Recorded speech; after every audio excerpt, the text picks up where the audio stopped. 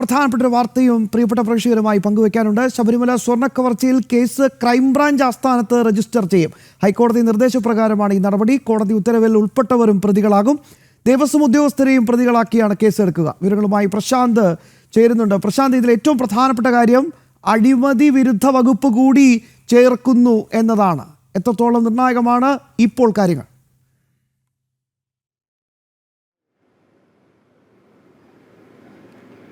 ശ്യാം പറഞ്ഞതുപോലെ തന്നെയാണ് വലിയ നിർണായകമായ നീക്കങ്ങളാണ് ഇപ്പോൾ നടന്നുകൊണ്ടിരിക്കുന്നത്. കേസ് ക്രൈംബ്രാഞ്ച് ആസ്ഥാനത്തേക്ക് രജിസ്റ്റർ ചെയ്യും എന്നതാണ് ഇപ്പോൾ ഏറ്റവും പുതുതായി നമുക്ക് അറിയാൻ കഴിയുന്നത്. ഹൈക്കോടതിയുടെ നിർദ്ദേശം വന്നിരിക്കുന്നു. അതിൻ്റെ കൂടി അടിസ്ഥാനത്തിലാണ് ഇപ്പോൾ കേസ് ക്രൈംബ്രാഞ്ച് ആസ്ഥാനത്തേക്ക് രജിസ്റ്റർ ചെയ്യാനുള്ള നീക്കം നടക്കുന്നത്. ഇതോടുകൂടി അറസ്റ്റ് നടപടികളടക്കം ഉണ്ടാകും. അതായത് ഈ ക്രൈംബ്രാഞ്ച് ആസ്ഥാനത്തേക്ക് രജിസ്റ്റർ ചെയ്ത് കഴിഞ്ഞാൽ ഉടനെ അറസ്റ്റ് നടപടികളടക്കം ഉണ്ടാകുമെന്നാണ് നമുക്ക് മനസ്സിലാക്കാൻ കഴിയുന്നത്. ദേവസ്വം ബോർഡിൻ്റെ ഉദ്യോഗസ്ഥരെ അടക്കം ഇതുമായി ബന്ധപ്പെട്ട്, അതായത് ഈ കുറ്റകൃത്യങ്ങൾ ഉൾപ്പെട്ടിട്ടുള്ള അതല്ല പരാമർശം വന്നിട്ടുള്ളതായിട്ടുള്ള ദേവസ്വം ബോർഡിലെ ഉദ്യോഗസ്ഥരടക്കം എതിരെയുള്ള കേസ് രജിസ്റ്റർ ചെയ്യുന്ന സാഹചര്യമൊക്കെ ഉണ്ടാകും. എന്തായാലും ഈ കേസ് ക്രൈംബ്രാഞ്ച് ആസ്ഥാനത്തേക്ക് രജിസ്റ്റർ ചെയ്ത് കഴിഞ്ഞാൽ ഉടനെ തന്നെ അറസ്റ്റ് നടപടികൾ അടക്കം ഉണ്ടാകുമെന്നാണ് ഇപ്പോൾ നമുക്ക് മനസ്സിലാക്കാൻ കഴിയുന്നത്. കൊച്ചിയിലെത്തിയിട്ടുണ്ട്. എനിക്ക് തോന്നുന്നു അവിടെ മുൻകൂർ ജാമ്യത്തിനൊക്കെ ശ്രമം നടത്തിയിട്ടുണ്ടെന്നാണ് മനസ്സിലാക്കാൻ സാധിക്കുന്നത്. അത്തരത്തിലുള്ള സ്ഥിരീകരണവും വരുന്നുണ്ട്. അപ്പോൾ സ്വാഭാവികമായിട്ടും ഇനി ദ്രുതഗതികൾ നടപടികളിലേക്ക് കടക്കുമ്പോൾ ആദ്യത്തെ അറസ്റ്റ് ഒരു പക്ഷേ ഉണ്ണികൃഷ്ണൻ പോറ്റിയിലേക്കായിരിക്കും, അല്ലേ?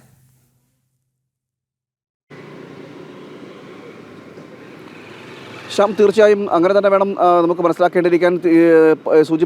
ശ്യാം സൂചിപ്പിച്ചതുപോലെ തന്നെ ഉണ്ണികൃഷ്ണൻ പോറ്റി അടക്കമുള്ളവർ മുൻകൂർ ജാമ്യത്തിനുള്ള നീക്കങ്ങൾ നടക്കുന്നതായിട്ടുള്ള വിവരങ്ങൾ ലഭിക്കുന്നുണ്ട്. എന്നാൽ അതിൽ വ്യക്തതയില്ല എങ്കിൽ പോലും അത്തരത്തിലുള്ള നീക്കങ്ങൾ നടക്കുന്നു. എന്തായാലും അറസ്റ്റ് നടപടിയിലേക്ക് എത്തുമ്പോൾ അത് ഉണ്ണികൃഷ്ണൻ പോറ്റിയിലേക്ക് എത്തും. അതോടൊപ്പം തന്നെ മറ്റ് ദേവസ്വം ബോർഡിലെ വിജിലൻസ് റിപ്പോർട്ടിൽ പറഞ്ഞിട്ടുള്ളതുമായി ബന്ധപ്പെട്ടുള്ള ദേവസ്വം ബോർഡിലെ ഉദ്യോഗസ്ഥരെ അടക്കം അറസ്റ്റ് ചെയ്യുന്ന നിലയിലേക്ക് എത്തുന്ന സാഹചര്യമൊക്കെ ഉണ്ടാകും. എന്തായാലും വലിയ രീതിയിലുള്ള ഒരു അഴിമതി എന്ന് വേണം നമുക്ക് പറയാൻ. അതുകൊണ്ട് തന്നെയാണ് ഈ അഴിമതി നിരോധന നിയമം അടക്കം ഇതിൽ ഉൾപ്പെടുത്തും എന്ന് അറിയാൻ കഴിയുന്നത്. കൂടുതൽ വകുപ്പുകൾ ചേർക്കാനുള്ള സാധ്യതയും തള്ളിക്കളയാനാവില്ല. എന്തായാലും വലിയ രീതിയിലുള്ള ഒരു നീക്കം ഇതുമായി ബന്ധപ്പെട്ട് നടക്കുന്നത്. ഹൈക്കോടതിയുടെ കൂടി പരാമർശം വന്നതോടുകൂടി സംസ്ഥാന സർക്കാരും ദേവസ്വം ബോർഡും അടക്കം പ്രതിരോധത്തിലായിരിക്കുന്ന ഒരു സാഹചര്യം കൂടിയുണ്ട്. അത് മാത്രമല്ല, കാട്ടുകൊള്ളയാണ് നടന്നത്. Organised looting. ഭഗവാന്റെ സ്വത്തുക്കളാണ് ഇവിടെ അപഹരിച്ച് കൊണ്ടുപോയത്. അപ്പോൾ സ്വാഭാവികമായിട്ടും അത്രമേൽ ഗൗരവത്തിലേക്ക് ഈ വിഷയം കൊണ്ടുവരേണ്ടി വരും, അല്ലേ?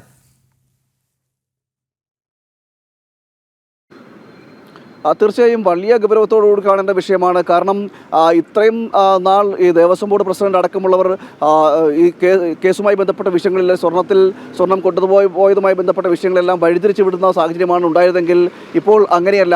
ഈ റിപ്പോർട്ട് അടക്കം വന്നതോടുകൂടി തന്നെ, അന്വേഷണ സംഘത്തിൻ്റെ റിപ്പോർട്ട് അടക്കം വന്നതോടുകൂടി തന്നെ വ്യക്തത വന്നിരിക്കുന്നു. കൃത്യമായി ആ അന്വേഷണ സംഘത്തിൻ്റെ റിപ്പോർട്ട് തന്നെ പരാമർശങ്ങളുണ്ടായിട്ടുണ്ട്. അതായത് ദേവസ്വം ബോർഡിൽ തന്നെ ഉന്നത ഉദ്യോഗസ്ഥർ ഇതുമായി ബന്ധപ്പെട്ടിട്ടുണ്ട്, പരാമർശമുണ്ടായിട്ടുണ്ട്.